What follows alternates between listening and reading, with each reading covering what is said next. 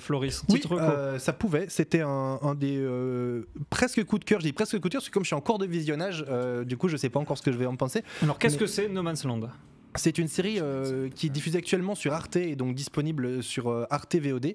Ça me donne l'occasion d'ailleurs de dire que je trouve qu'en France, on sait produire de très bonnes choses, mais on ne sait pas les diffuser. Donc en fait, si vous voulez le voir en bonne qualité, c'est juste pas possible. J'ai passé une partie de ma journée d'hier à trouver un endroit où je pouvais le voir en bonne qualité. En fait, sur le site d'Arte, c'est du 720p à 1,5 méga.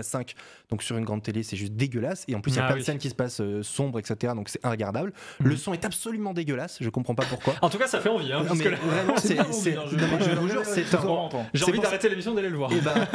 C'est un enfer à regarder parce qu'on ne trouve nulle part. Sur MyCanal, c'est pareil. On ne le trouve même pas en truc piraté. Je me suis dit, bon, tant pis, j'arrive pas à le regarder, je vais essayer de le télécharger. Il y a des gens qui l'ont mis en Full HD sur des torrents, etc. Et en fait, c'est la copie de ce que tu es en train de voir là, qui est Hulu, qui est la plateforme. Mais en fait, c'est tout aussi dégueulasse. Donc, si vous voulez le voir, les 3 premiers ont déjà été diffusés sur la TNT, donc en bonne qualité. Et les 3 prochains, je crois qu'il y en a 8 au total d'épisodes, seront diffusés sur la TNT le 3 décembre. D'accord, donc je vais faire ça.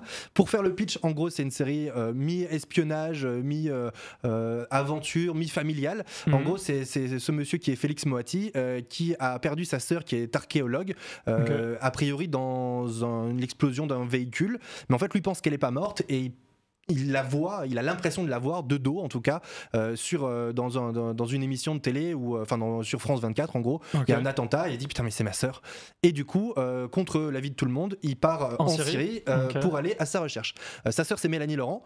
J'en suis au 3e épisode, on la voit pas beaucoup pour l'instant parce que j'imagine que l'histoire c'est qu'il aille jusqu'à la retrouver et c'est très dans l'air du temps puisque ça met en scène des combattantes kurdes qui sont donc des femmes et on n'a pas forcément l'habitude de voir des femmes et c'est plutôt bien fait. Alors il y a cet étalonnage assez particulier dans le style d'image. Les noirs sont complètement déterrés. Ouais, ils sont bien déterrés et puis il y a ce côté un peu presque sépia des images en général une fiction tournée dans un pays chaud ou en Syrie, elle va toujours avoir un peu cet étalonnage là. Alors je sais pas quoi en penser franchement du style graphique, j'ai l'impression de l'avoir déjà vu plein de fois le style visuel. C'est le style que j'appelle étudiant en audiovisuel première année où tu te veux te donner un genre et donc tu mets ton filtre c'est tourné en log. Ouais, exactement, le log, c'est ça que je voulais dire. Tout à fait. Je sais, ça marche, hein. Franchement ça marche. Il y a beaucoup de choses qui sont tournées un peu caméra à l'épaule. Il y a des scènes où voilà ils vont se faire attaquer, etc. Et c'est très réaliste. Enfin réaliste. J'y étais pas, donc je sais pas comment ça rend vrai. Mais en tout cas j'avais envie d'y croire. C'est pas filmé de l'extérieur, c'est vraiment filmé de l'intérieur. Et tu te sens avec ces personnages-là. C'est comme souvent dans les séries françaises, bien joué parfois et parfois un peu moins bien. Mais je me dis toujours que ça doit être pareil dans les séries anglophones. C'est juste qu'on n'a pas le niveau de langue pour se rendre compte quand c'est un peu moins subtil.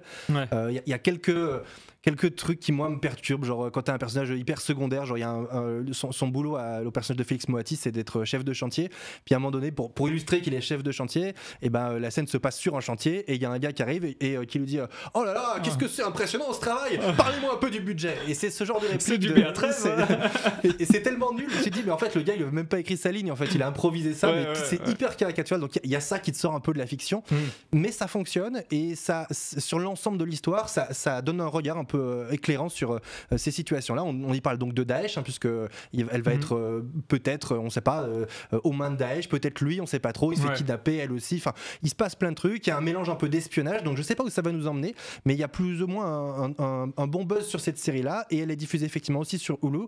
Et c'est une grosse coprod. Alors c'est pour ça que c'est bien d'en parler, parce que c'est des séries qui sont produites par la France, la Belgique, Israël, je crois, peut-être l'Angleterre, et c'est une des premières séries européennes mondialisées qui est diffusée sur Hulu en même temps. Et je souhaite le plus grand succès possible parce que c'est plutôt bien. Eh ben écoutez les amis, voilà No Man's Land qu'on peut voir sur Arte VOD, c'est ça actuellement sur Arte VOD a priori jusqu'à janvier, et puis si possible sur la TNT ce sera en meilleure qualité, et je t'invite à la voir. Le montage vaut le coup aussi, il y a pas mal de flashbacks mais qui sont je trouve réalisés de manière très fluide. Tu sais des fois les flashbacks t'as ce côté un peu lourdingue de on revient puis après on sort du flashback et on te fait comprendre que t'es rentré et que t'es sorti. Là ça se passe de manière extrêmement fluide et du coup ça donne un montage dynamique qui se suit très bien.